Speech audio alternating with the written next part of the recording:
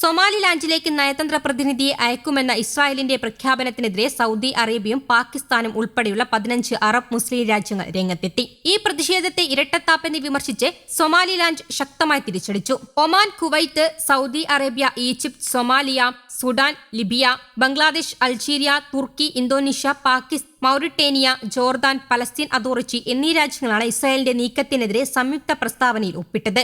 ഇസ്രായേലിന്റെ നീക്കം സൊമാലിയയുടെ പരമാധികാരത്തിന്മേലുള്ള കടന്നുകയറ്റമാണെന്ന് ഇവർ ആരോപിക്കുന്നു. ഹോൺ ഓഫ് ആഫ്രിക്ക മേഖലയുടെ സമാധാനത്തെയും സ്ഥിരതയെയും തകർക്കുന്ന അപകടകരമായ നീക്കമാണിതെന്ന് വിവിധ രാജ്യങ്ങളിലെ വിദേശകാര്യമന്ത്രിമാർ പ്രസ്താവനയിൽ പറഞ്ഞു. 1960 ബ്രിട്ടീഷുകാരിൽ നിന്ന് സ്വാതന്ത്ര്യം നേടിയ സൊമാലിലാൻഡ് പിന്നീട് സൊമാലിയയുമായി ലയിച്ചെങ്കിലും 1991 ആ ബന്ധം വേർപെടുത്തി സ്വയം പരമാധികാരം പ്രഖ്യാപിച്ച രാജ്യമായി മാറി. എന്നാൽ അന്താരാഷ്ട്ര തലത്തിൽ ഇപ്പോഴും ഒരു സ്വതന്ത്ര രാഷ്ട്രമായി സൊമാലിലാൻഡിനെ പൂർണ്ണമായും അംഗീകരിച്ചിട്ടില്ല. ഇസ്രായേലിന്റെ നയതന്ത്ര നീക്കം സൊമാലിലാൻഡിന് അന്താരാഷ്ട്ര അംഗീകാരം ലഭിക്കുന്നതിലെ നിർണായക ചുവടുവയ്പായാണ് കരുതപ്പെടുന്നത്. സൊമാലിയൻ ജനതയെ പ്രതിനിധീകരിക്കാനുള്ള അധികാരം സൊമാലിയൻ സർക്കാരിന് മാത്രമാണെന്നും അവർ വാദിക്കുന്നു. പ്രതിഷേധിച്ച രാജ്യങ്ങളെ കപടവിശ്വാസികൾ എന്ന് വിശേഷിപ്പിച്ചാണ് സൊമാലിലാൻഡ് പ്രതികരിച്ചത്.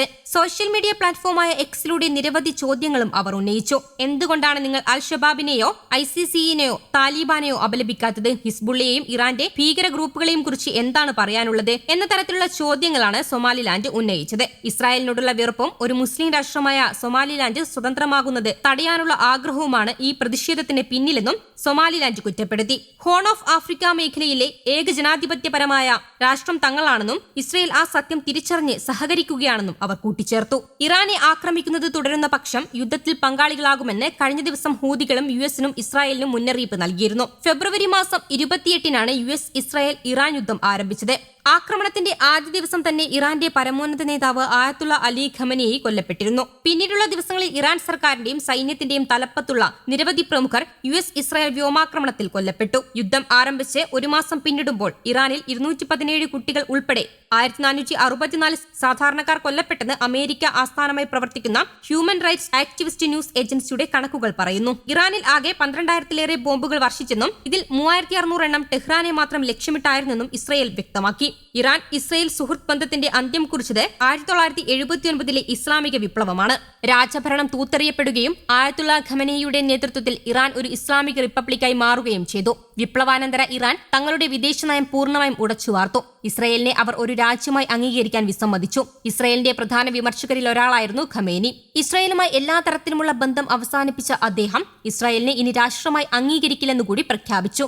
നയതന്ത്ര കാര്യാലയം അടച്ചുപൂട്ടുന്നതിലേക്കും യാത്രാവിലക്ക് ഏർപ്പെടുന്നതിലേക്കും വരെ കാര്യങ്ങളെത്തി. ഇറാന്റെ ഈ ശത്രുതാ നിലപാട് 1948 സ്ഥാപിതമായതു മുതൽ ശത്രുക്കളാൽ ചുറ്റപ്പെട്ട ഇസ്രായേലിനെ സംബന്ധിച്ചിടത്തോളം ഏറെ ആശങ്ക ജനിപ്പിക്കുന്നതുമായിരുന്നു. ഇസ്രായേലും പാശ്ചാത്യ രാജ്യങ്ങളും ഭീകര സംഘടനകളായി പ്രഖ്യാപിച്ച ലെബനനിലെ ഹിസ്ബുള്ള, ഗാസയിലെ ഹമാസ് തുടങ്ങിയ തീവ്ര വിഭാഗങ്ങൾക്ക് ഇറാൻ സഹായം എത്തിച്ചു നൽകിയത് ഇരു രാജ്യങ്ങളുടെയും നയതന്ത്ര ബന്ധത്തിൽ വിള്ളലുകൾ വീഴ്ത്തി. ഗാസ അതിർത്തിയിലും സിറിയയിലെ പലയിടങ്ങളിലും ആക്രമണങ്ങൾ തുടർക്കഥയായി. സിറിയയിലും തീവ്ര വിഭാഗങ്ങൾക്ക് സഹായം എത്തിച്ചു നൽകുന്നതിൽ ഇറാന് പങ്കുണ്ടെന്നായിരുന്നു വെളിപ്പെടുത്തൽ.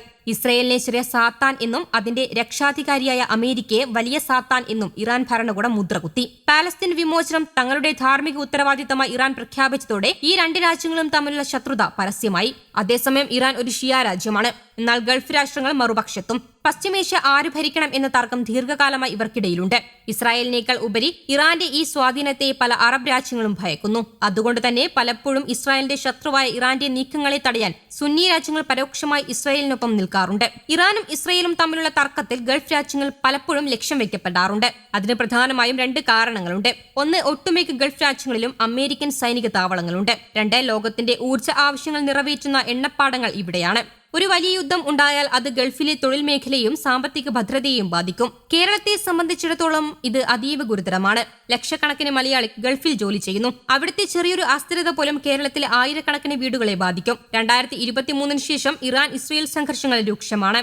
യുദ്ധത്തിന്റെ വക്കിലെത്തിയ പുതിയ സാഹചര്യം ലോകത്താകെ ബാധിച്ചിട്ടുണ്ട്. ഖമനേയി വധിക്കപ്പെട്ടതോടെ ഇറാൻ പ്രത്യാക്രമണം കടുപ്പിച്ചതും സംഘർഷം രൂക്ഷമാക്കി. ഒരു കാലത്ത് സൗഹൃദത്തിലായിരുന്ന 2 രാജ്യങ്ങളാണ് ഇന്ന് പരസ്പരം ലോക ഭൂപടത്തിൽ നിന്ന് തുടച്ചു നീക്കാൻ നോക്കുന്നത്. ഇതിനിടയിൽ വൻ ശക്തികൾ ആയുധം വിറ്റ് ലാഭമുണ്ടാക്കുന്നു. പെട്ടുപോകുന്നത് സാധാരണക്കാരായ ജനങ്ങളും ലോകത്തിന്റെ സാമ്പത്തിക ഭദ്രതയുമാണ്. News desk, Kerala Kaumudi.